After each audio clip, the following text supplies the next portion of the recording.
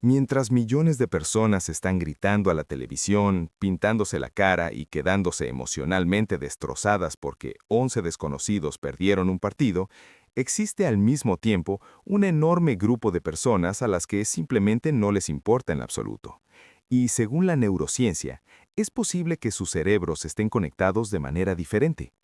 Entender esto puede cambiar por completo la forma en que ves tanto a los fanáticos del deporte como a quienes viven totalmente ajenos a ese mundo. No interesarse por los deportes no te hace aburrido, ni significa que no tengas pasión, ni mucho menos que haya algo mal contigo. Lo que sí sugiere es que en tu cerebro están ocurriendo procesos bastante distintos a los de ese 60% de estadounidenses que sigue el deporte casi como una religión, con rituales, supersticiones y una fuerte carga emocional en cada jugada. Para entender por qué tanta gente se obsesiona con los deportes, hay que recordar algo básico de nuestra especie. Los seres humanos somos profundamente tribales. Durante miles de años, pertenecer a un grupo era literalmente una cuestión de vida o muerte. Tu tribu te protegía de depredadores, compartía comida, te defendía en conflictos y garantizaba tu supervivencia. Hoy ya no cazamos mamuts, pero esa necesidad de pertenecer no desapareció. Simplemente se transformó. Los equipos deportivos funcionan como tribus modernas con mejores logotipos y mercancía oficial. Cuando una persona anima a su equipo, su cerebro libera oxitocina, la hormona del apego, la misma sustancia que fortalece el vínculo con la familia y los amigos cercanos. Es casi como si el cerebro la engañara para sentir que esos atletas En millonarios forman personas que parte no de se su propio interesan clan, casi nada por aunque los nunca haya deportes, hablado con los ellos. psicólogos han observado algo llamado instinto tribal más bajo. Su sentido de identidad no depende tanto de pertenecer a un grupo masivo, uniforme y visible. Son más individualistas, más propensos a pensar, no necesito formar parte de algo grande y ruidoso para sentirme completo. Varios estudios recientes muestran que quienes tienen poco interés deportivo presentan mucho menos pensamiento de nosotros contra ellos. Traducido, no odian automáticamente al equipo rival solo porque viste otros colores. Les cuesta entender por qué dos personas pueden llegar a pelearse en un bar por un escudo que ni siquiera les paga el alquiler. Esa menor tendencia a dividir el mundo en bandos se relaciona con una visión más flexible de la identidad y con menos necesidad de identificarse ciegamente con una bandera, un club o un grupo de fanáticos. Si miramos el cerebro de un fanático durante un partido, las cosas se vuelven aún más interesantes e incluso un poco preocupantes. Esa sensación de tensión y anticipación antes de saber qué va a pasar, similar a la que sientes al abrir un regalo, es dopamina disparándose en el sistema de recompensa del cerebro. El aficionado recibe pequeños golpes de dopamina en cada jugada, en cada ataque, en cada tiro libre o tiro de esquina. Son microdosis constantes de expectativa y posible recompensa. Desde el punto de vista neurológico, ese patrón es adictivo. Estudios con resonancia magnética funcional han demostrado que ver jugar a tu equipo activa las mismas áreas cerebrales que se encienden con el juego de azar y otras conductas altamente compulsivas. Y la clave de su fuerza no está tanto en la victoria, sino en la incertidumbre. No saber si tu equipo ganará mantiene la dopamina circulando sin parar. En psicología, se sabe que las recompensas impredecibles, a veces ganas, a veces pierdes, sin un patrón claro, constituyen el sistema de refuerzo más adictivo que existe. Es el mismo principio que hace tan potentes a las máquinas tragamonedas.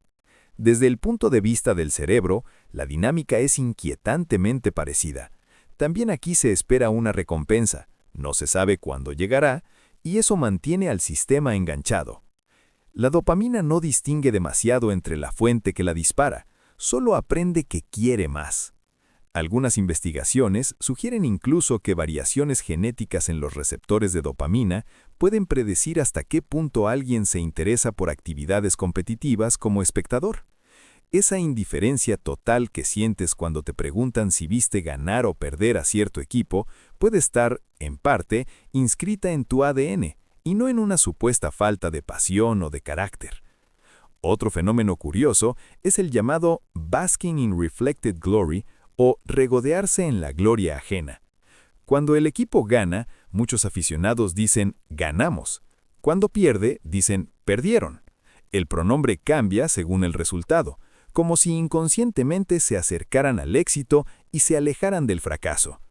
Quienes no se obsesionan con los deportes suelen participar poco o nada de este mecanismo. Mantienen una imagen de sí mismos más estable.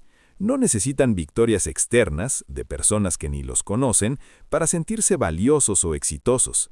Su autoestima depende menos de factores fuera de su control, lo que puede dar como resultado una identidad más coherente y menos vulnerable a los altibajos de una temporada deportiva. Aunque parezca contradictorio, muchas investigaciones muestran que los fanáticos del deporte puntúan más alto en ciertas medidas de empatía. Se entrenan, de alguna manera, a preocuparse profundamente por el sufrimiento y el esfuerzo de otros, aunque esos otros sean completos desconocidos que solo comparten una camiseta. Entonces, ¿por qué quienes no son aficionados no sienten la misma empatía por esos atletas? La respuesta tiene que ver con la distribución de la empatía. Nadie tiene una capacidad infinita de preocuparse intensamente por todo. Las personas con bajo interés deportivo suelen dirigir esa energía emocional hacia otros lugares, causas sociales, relaciones personales, proyectos creativos, desafíos intelectuales. Algunos estudios recientes muestran que estas personas tienden a puntuar más alto en apertura a la experiencia y amor por el arte y la belleza. En lugar de buscar su dosis de emoción en un gol en el último minuto, la encuentran en una canción, una película, un paisaje, una conversación profunda o una idea que les voltea la cabeza. También hay que reconocer algo importante. Para algunas personas, no interesarse por los deportes funciona como un mecanismo de defensa. Tal vez fueron humilladas en educación física, ignoradas en los equipos del colegio o excluidas por no encajar en la cultura deportiva dominante. Puede que perciban el mundo del fanatismo como agresivo, competitivo o intolerante, y su indiferencia sea en realidad una forma de protegerse o de rebelarse. O quizás, sencillamente, siempre les pareció un espectáculo ruidoso y repetitivo donde adultos gritan frente a una pantalla por lo que al fin y al cabo es una pelota. Tanto una explicación como la otra son válidas, y muchas veces se mezclan. Un poco de historia personal, El un poco de verdadero distinta punto de choque configuración entre cerebral, fanáticos y no un poco fanáticos de elección está en cómo consciente. cada grupo construye el sentido de la vida. Quienes aman el deporte lo viven como una gran narrativa. La historia del desvalido que vence al gigante, la remontada imposible, la dinastía invencible, la rivalidad histórica. El atractivo reside en que es un drama real, con consecuencias reales para quienes participan, pero impredecible para quien lo contempla. Para ellos, eso tiene profundidad, simbolismo y emoción. Por el contrario, muchas personas que no se interesan por los deportes ven en ese mismo azar algo carente de significado. ¿Por qué invertir tanta emoción en un resultado que no controlo, protagonizado por gente que no conozco, en un juego que no cambia mi vida cotidiana? No es que tengan razón ni te estén equivocados, es simplemente una forma distinta de satisfacer la necesidad humana de historia y sentido. Unos encuentran su épica en una copa, otros en una relación, un libro, un proyecto artístico o un descubrimiento científico. Los psicólogos hablan de inversión parasocial frente a compromiso directo.